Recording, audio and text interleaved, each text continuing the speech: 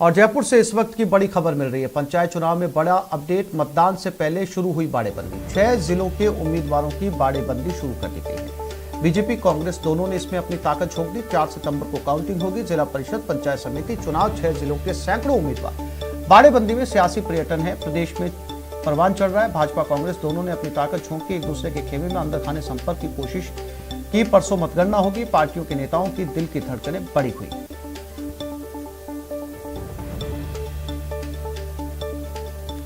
और इसी खबर पर ज्यादा जानकारी के लिए बात करते हैं हमारे संवाददाता बाबूलाल धायल के साथ। बाबूलाल, अभी नतीजे आने में वक्त है और बाड़ेबंदी अभी से शुरू दोनों पार्टियों की तरफ से। बिल्कुल, सप्ताह भर से यानी कि जब से पंचायत चुनाव का ये दौर शुरू हुआ था तभी से यानी कि इलेक्शन के तत्काल बाद बाड़ेबंदी शुरू हो गई थी। लेकिन इस वक्त जो है पूरे परवान पर है। तमाम जो प्रत्याशी हैं उनको उनकी पार्टियों ने कब्जे में ले लिया है। सियासी पर्यटन कराया जा रहा है। वो होटलों में ठहर रहे हैं, वो रिजॉर्ट्स में रुक रहे हैं और कईयों की तो लोकेशन 12 घंटे में तक बदल जाती है। राजेंद्र राठौड़ इस वक्त मेरे साथ जुड़ेंगे, उनसे पूछेंगे कि बीजेपी इस चुनाव में आखिर अपने आप को कहां पाती है। पिछली मर्तबा बीजेपी ने कांग्रेस के मुकाबले बढ़त हासिल की थी और इस बार 6 जिला परिषदों में चुनाव है, यानी कि 6 जिला प्रमुख चुने जाएंगे और 78 पंचायत समितियों में प्रधान चुने जाएंगे। राजेंद्र राठौड़ जी, राजेंद्र राठौड़ साहब, क्या तैयारी है आपकी? सारे प्रत्याशियों को कब्जे में ले लिया, इंतजार किस चीज का हो रहा है? मतगणना तक आप लोग उनको छोड़ेंगे नहीं, आजाद नहीं करेंगे? सियासी परिंदे हो गए एक तरह से आपके प्रत्याशी। तो कोई सियासी परिंदा नहीं है। सब लोगों से विचार विमर्श करना पड़ता है और रणनीति भी बनानी पड़ती है। इसी के तहत जो हमारे प्रत्याशी है वो अलग अलग स्थानों पर अपने अपनी जगह पर है। कोई पाबंदी नहीं, कोई टेलीफोन नहीं लिया गया, कोई कहीं आए कोई कहीं जाए। ये पाबंदियां, ये कैंप करना, ये पुलिस का पहरा लगाना, ये कांग्रेस की संस्कृति है, भारतीय जनता पार्टी की संस्कृति नहीं है। क्या डर लग रहा है कि आपके प्रत्याशी परवाज भर जाएंगे, यानी कि आजाद हो जाएंगे, दूसरे खेमे में चले जाएंगे, क्रॉस वोटिंग कर जाएंगे, सियासी तोलमोल हो जाएगा? आप इससे डर रहे हैं, इसलिए आपके तमाम लोग यानी कि पंचायत समितियों के प्रत्याशियों से लेकर के जिला परिषद के उम्मीदवार तक सब जो है मतलब अनडिस्क्लोज लोकेशंस पर है अभी भी? देखिए, मैं नहीं समझता कि आप जिन बातों को कह रहे हो इसका कोई संबंध हमारे इस आने वाले चुनाव से हो। चुनाव में मतगणना होगी। मतगणना के पश्चात जीतने वालों के साथ बैठकर, क्योंकि हमें तत्काल ही प्रधान, उप प्रधान और प्रमुख उप प्रमुख का प्रत्याशी तय करना होगा। उसके अंदर जब सब लोगों की राय, क्योंकि हमारे आंतरिक लोकतंत्र है, भारतीय जनता पार्टी में कोई चीज थोपी नहीं जाती। जीते हुए सब लोगों के राय मशवरा करने के बाद हम हमारे प्रधान और प्रमुख के उम्मीदवारों को तय करेंगे। इस नाते अलग अलग व्यक्ति को बुला के अलग अलग समय में बात करने में समय ज्यादा जाया होगा। इसलिए एक जगह पर हम सब लोगों से बैठकर विचार विमर्श करेंगे।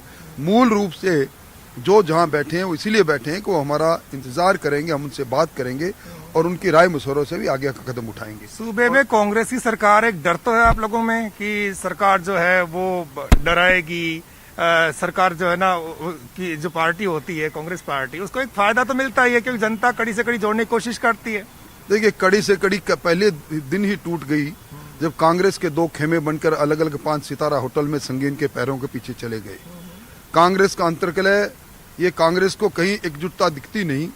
और जहां तक बात है, इस बार पंचायत राज संस्थान के चुनाव में जिस प्रकार सरकारी मशीनरी का दुरुपयोग हुआ है, सरकारी करिंदों को एक तरह से कांग्रेस के कार्यकर्ता के रूप में वोट मांगने के लिए मजबूर किया गया और स्थानांतरण उद्योग का समय चल रहा है, इसलिए अध्यापकों को और दूसरे लोगों को डराया गया कि अगर आप कांग्रेस के उम्मीदवारों का समर्थन नहीं करोगे तो आप दुरुस्त कोई जगह देख लेना। ये सारी चीजें हैं। मैं समझता हूँ लोकतंत्र को कलंकित करने की कार्रवाई कांग्रेस का एक इतिहास रहा है, उसी को और आगे बढ़ रही है। बाबूलाल, अब दोनों तरफ से खेमेबंदी शुरू हो गई है। नतीजे आने के बाद में क्या एक दूसरे के खेमे के लोगों को बुला लिया जाएगा या उन्हें जो है वो किसी तरीके से कन्विंस किया जाएगा? ये देखने वाली बात होगी। फिलहाल तमाम जानकारी के लिए बाबूलाल आपका बहुत धन्यवाद। प्रदेश में मानसून के तीसरे दौर की बरसात के बीच पूर्वी और पश्चिमी राजस्थान के 20 से ज्यादा जिलों में झमाझम बरसात हो रही है। इसमें झालावाड़, प्रतापगढ़, चित्तौड़गढ़, राजसमंद, डूंगरपुर, उदयपुर, बांसवाड़ा, सिरोही, जालोर और पाली जिले में कुछ स्थानों पर भारी बरसात हो रही है। मौसम विभाग के मुताबिक राजस्थान के अधिकतर जिलों में अच्छी बारिश होगी। उसके बाद 2 दिन तक मानसून थोड़ा कमजोर पड़ेगा। 6 और 7 सितंबर को फिर से नया सिस्टम बनेगा। 10 सितंबर तक राजस्थान में अच्छी बरसात की संभावना बन रही है।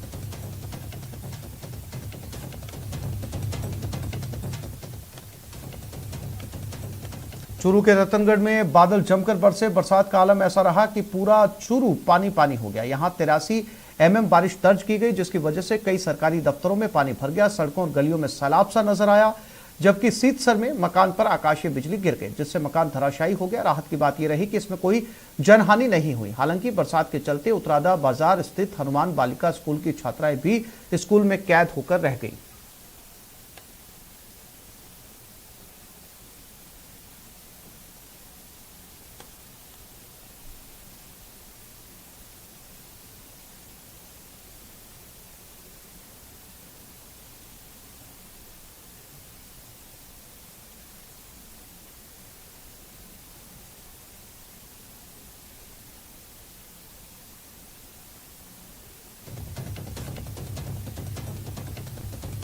और इन 3 तस्वीरों में बादल की बेरहमी आप देख सकते हैं। झमाझम बरसात से चूरू पानी पानी हो गया, गली जैसी नदियां बन गई, सरकारी दफ्तरों में पानी घुस गया, जबकि एक मकान पर बिजली भी आफत बनकर गिरी।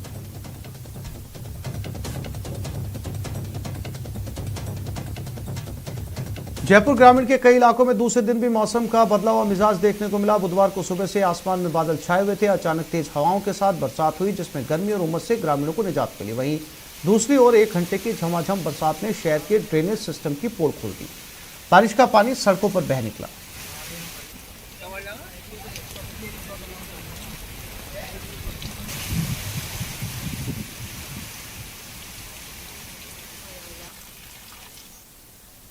झुंझुनू के कई इलाकों में हुई जोरदार बरसात के बाद बाढ़ के हालात पैदा हो गए। जिले के जाबासर गांव में पानी पानी भर गया। बरसात से गांव की सड़कें और गलियां दरिया में तब्दील हो गई। गांव का बस स्टैंड पूरी तरीके से डूब गया। बस स्टैंड और उसके आसपास करीब 5 से 7 फीट तक पानी भर गया। बरसात के बाद पैदा हुए इस हालात से लोगों को भारी परेशानियों का सामना करना पड़ा। पानी लोगों के घरों तक घुस गया, जो मुश्किल का सबब बन गया।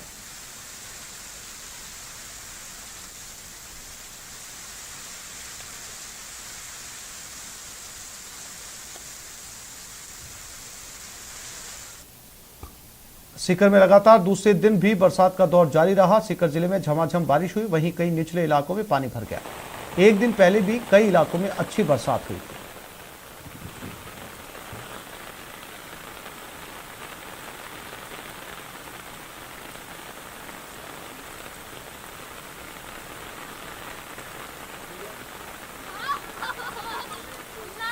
उधर देश की राजधानी दिल्ली का भी बरसात से बुरा हाल है। यहां बारिश की वजह से सड़कों पर ट्रैफिक जाम का मंजर नजर आया। बरसात के बीच गाड़ियां रेंगती नजर आई। ये तस्वीरें सफदरजंग की है, जहां बरसात से बेहाली नजर आई। जगह जगह सड़कों पर पानी भर गया, जिससे आने जाने वालों को खासी परेशानी का सामना करना पड़ा।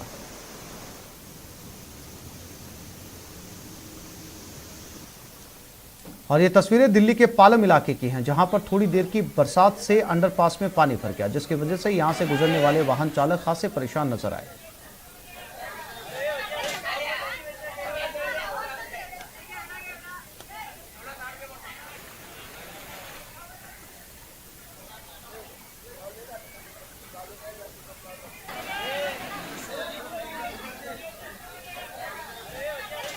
और महाराष्ट्र के ठाणे में बरसात से बेहाली का आलम नजर आया। इन तस्वीरों को देखिए। यहां बाजार में बरसात की वजह से कैसा मंजर है।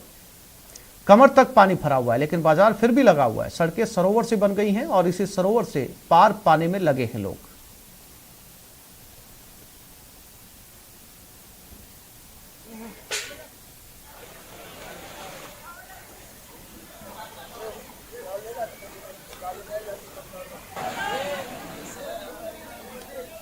तो जगह जगह से तस्वीरें, जहां पर बाजार जो हैं वो पूरी तरीके से तालाब में तब्दील हो गए हैं। ठाणे की ये तस्वीरें हैं, कमर तक पानी भरा हुआ है, लेकिन बाजार पूरी तरीके से सजे हुए हैं, क्योंकि बाजारों के अंदर लोग अभी भी इस बारिश में खरीदारी करने के लिए पहुंच रहे हैं। कमोबेश हर शहर की ऐसी ही तस्वीरें।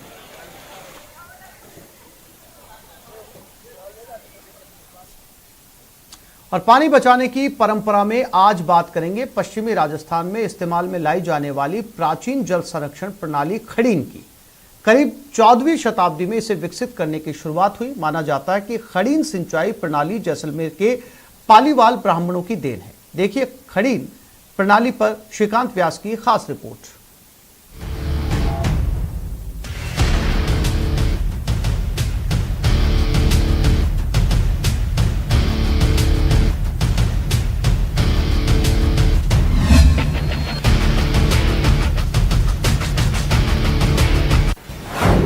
जल संरक्षण की प्राचीन प्रणाली खड़ीन।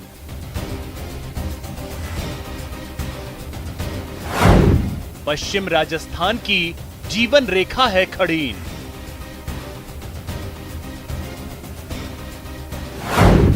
पालीवाल ब्राह्मणों ने विकसित की खड़ीन प्रणाली। खड़ीन पद्धति आप जो अपन पढ़ते भी इतिहास में कि खड़ीन पद्धति पालीवालों की देन है।